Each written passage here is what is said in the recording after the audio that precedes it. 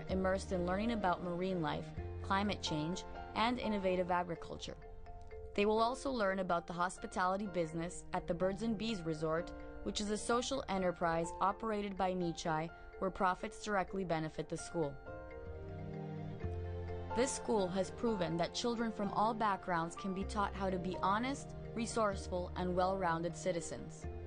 It is the hope of this school that other philanthropists will seek to replicate its revolutionary model, and by doing so, make the future a better place.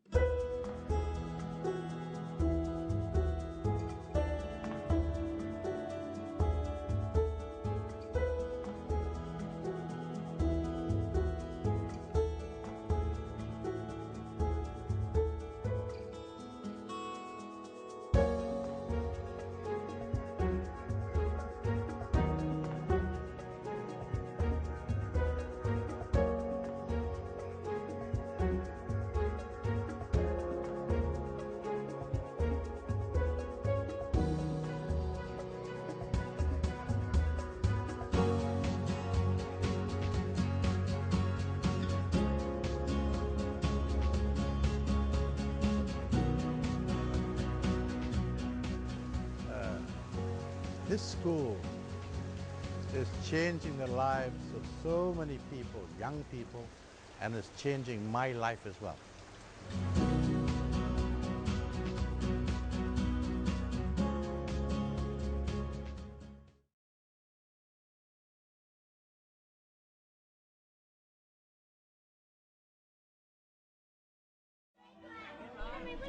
Children need to play.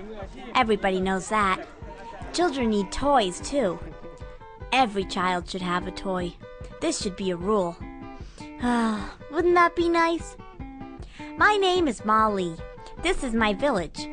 Most of us don't have many toys. Our parents don't have much, and everybody's too busy working and can't afford toys. The truth is, we didn't grow up like you guys. Our parents have to work very, very hard just to buy food and clothes. We try to play with things around us. We do imaginary plays a lot. Most of us are really good at sports and outdoor stuff, like climbing trees, jumping rope, or playing ball.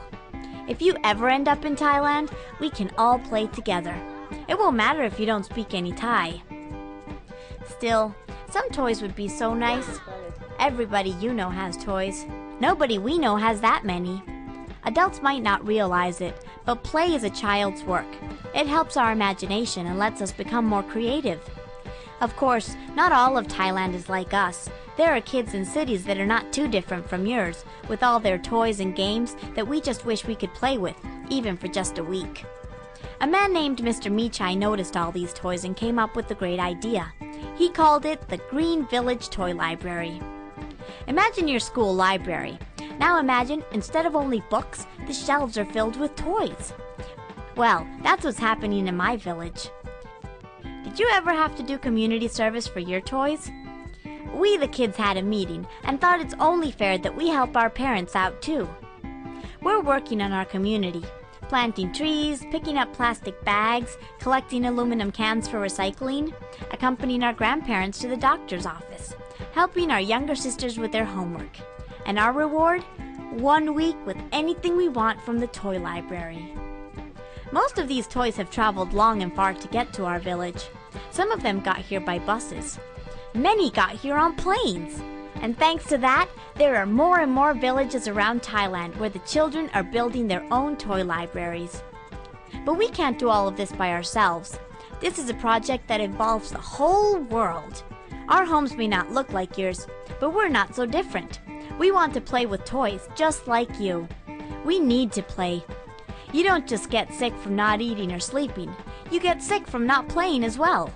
Please find some toys that you think we'll enjoy. Ask your parents if it's okay. Adults sometimes forget they were once children. Tell them you're sending toys to a library with more than books. And tell your friends that you're making the world more fun for everyone. Thank you, and I hope you come visit me and your toys in Thailand someday.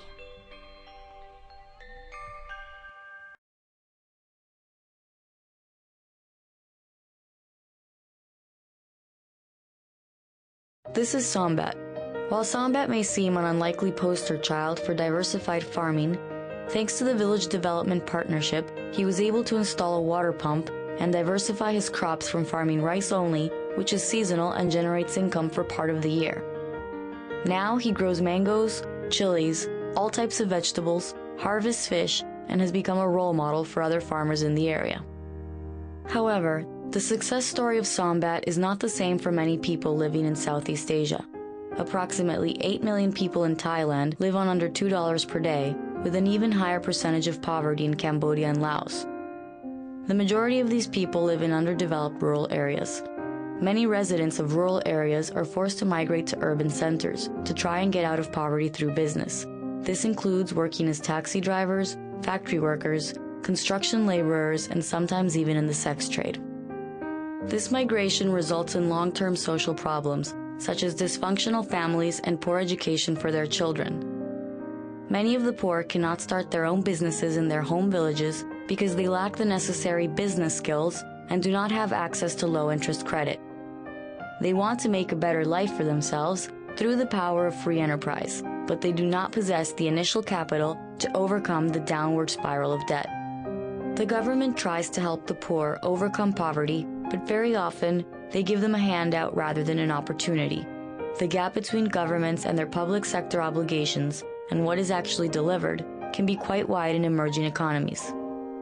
That is why Population and Development International, under the stewardship of Michai Viravaidya, has implemented the Village Development Partnership to address the need for villagers to have an opportunity to improve their quality of life and ensure a sustainable community.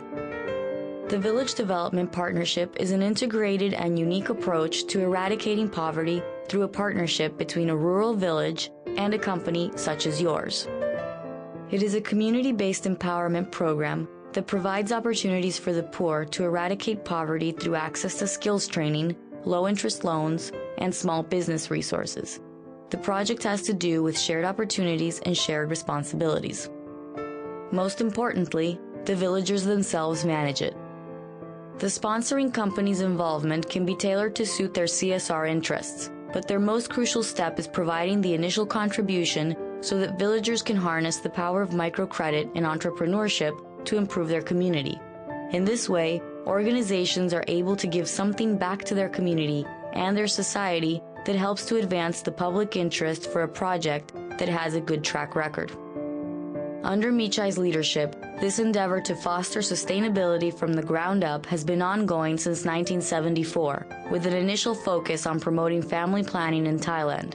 These efforts reduced Thailand's annual population growth rate from 7 children per family in 1974 to under 2 by 2005.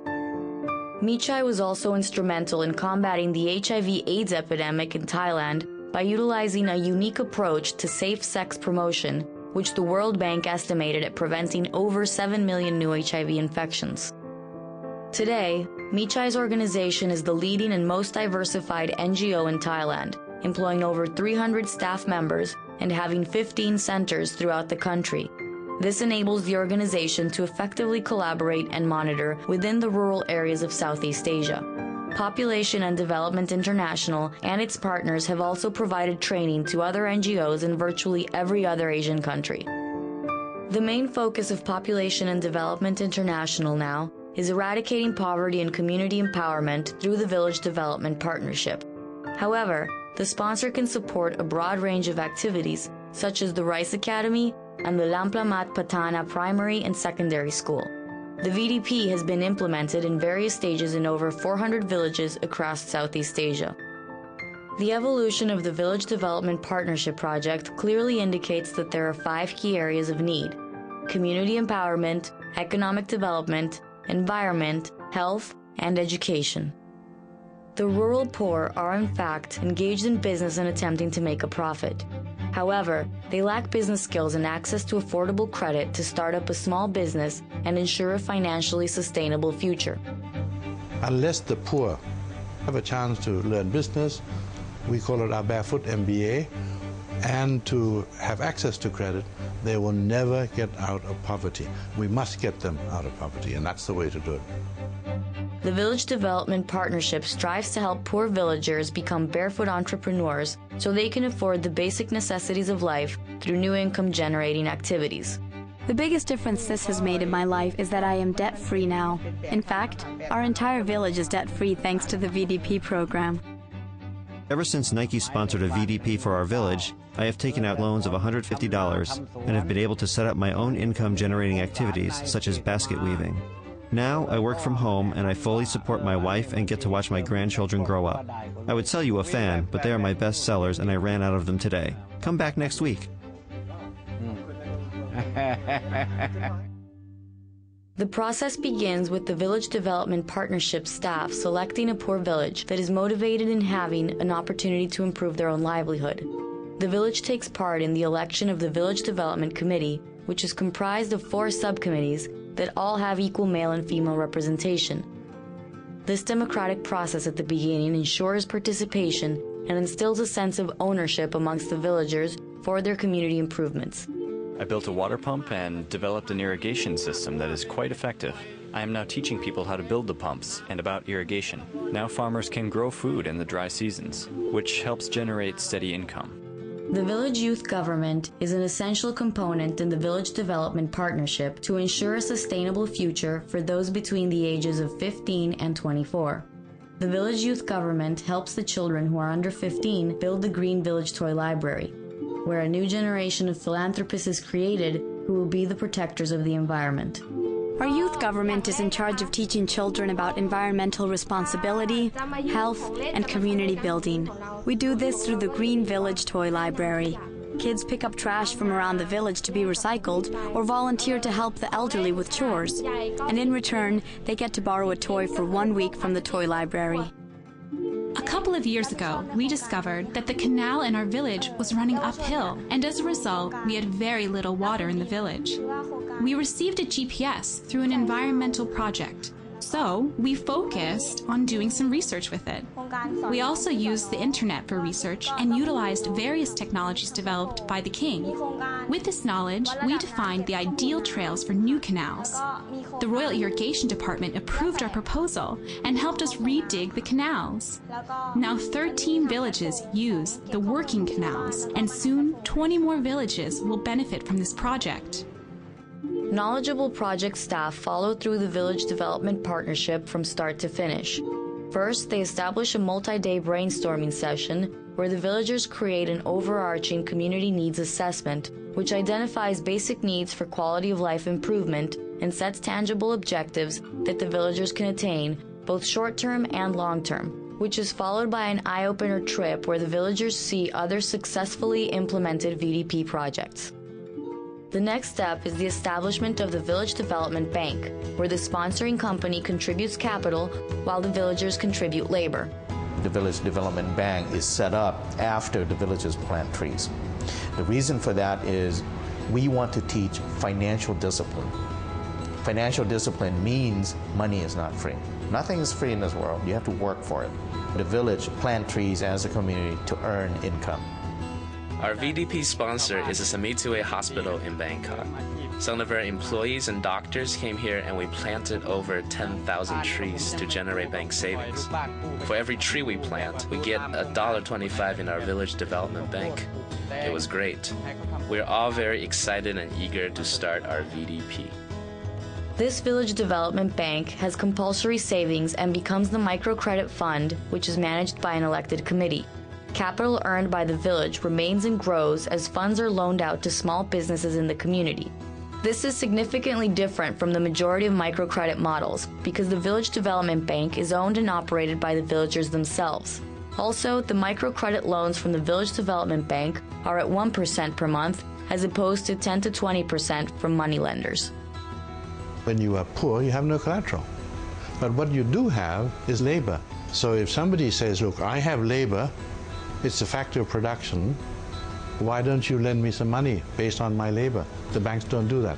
So we say that for those living in poverty, the only way to get them out of poverty is to let them borrow money, access to credit as a human right. Loan repayments occur in cash. However, if a small portion cannot be repaid, villagers can repay in labor based on the daily basic wage. Loans can only be used for income-generating activities such as organic pig raising, rice milling equipment, rice farming, vegetable and fruit growing, handicrafts, electronic repairs, and tourism. A significant portion of the bank profits go towards funding community activities that benefit health, education, and the village environment. Some examples are the Garbage Recycling Bank, educational scholarships, and IT skill development. Our village has really changed since the VDP started. People know how to save and invest now. The quality of life has improved and the attitudes of people have changed towards business and the community. My wife and I have even been able to send our 2 daughters to college. I know both of them will have great lives now. That makes me happy. During the entire process, the project staff provides monitoring and training to ensure development is being conducted appropriately. We have field officers that go into the villages regularly to manage and follow up on projects being implemented by the communities. They visit each village every 2 weeks, sometimes even more if a village needs additional support in a particular area or are in the process of setting up big projects. The VDP centers are also responsible for capacity building and barefoot MBA programs. There are also plenty of opportunities for the sponsoring company to get involved if they so desire. Someone that gets involved is able to really see the results. I get a report on how they're doing. I'm able to go into the villages. I know that I'm working with wonderful people here. The biggest reward that I've gotten out of this is just the satisfaction of being able to give something back, and not just giving money, but being able to do something where I can really see the results. If it weren't for the Blakely Foundation sponsoring a VDP in my village, my mother wouldn't have been able to take out a loan to expand her silkworm business. Without that loan, I never would have been able to go to college. We came last year when the VDP had just started at this village, and we heard that the youth committee wanted a football pitch, so we thought what a great idea to raise money through an annual football match and to have the 9th Ian Thompson Memorial game played at the village. So the guys have come from UK, Hong Kong, Australia, Singapore, all over the place to play in today's game. We just got to make sure that the Ian Thompson village wins. Here are some examples of the impact the VDP has had on villagers' lives. Through this program, I was given the opportunity to pair up with a non-HIV person to fight the stigma of my sickness and also to start a business. It is called a positive partnership. Together, we took out a loan of $720. We set up a chicken and duck farm. Our business is doing so well, we are now financially independent. Before, I was preparing to die, but I was given a second chance at life thanks to this program. In 1990, the Swedish Motor Company proposed a partnership with our village. They said if we grew these trees, they would guarantee the purchase of all our crops. I decided to take a chance and took out a loan of $108. This loan covered enough seeds for the amount of land I had. Soon enough, we were producing so many trees that Swedish Motors could no longer keep the promise of buying all the trees. But it didn't matter, because we were already selling to people all around Thailand and even starting to export them. About 11 villages in this area now thrive off the tree business. A family can average about $30,000 a year. We sell trees to resorts, golf courses, hotels, parks all over the world. We are now working on preserving species, experimenting with varieties that aren't native to Thailand, and expanding our knowledge on growing techniques. After the tsunami, we replenished southern Thailand with all our trees. It was amazing. Who would have thought we could do something like that 20 years ago? We sent our 3 children to college. One of my daughters studied design in Bangkok, and she is now helping me set up our company website. And my son is finishing business school and wants to come help me improve my business. Of course I'm happy. I mean, how lucky can one man be? The Village Development Partnership has been successful in providing the poor of Southeast Asia an opportunity to overcome poverty and live in a sustainable community. But there are still many villages out there which continue to struggle along under the heavy burden of debt and substandard conditions. For a simple contribution of approximately $100 per village resident, you can take part in this exciting opportunity to help the poor find their entrepreneurial spirit and the path to sustainability. This is a genuine philanthropic commitment to humanity.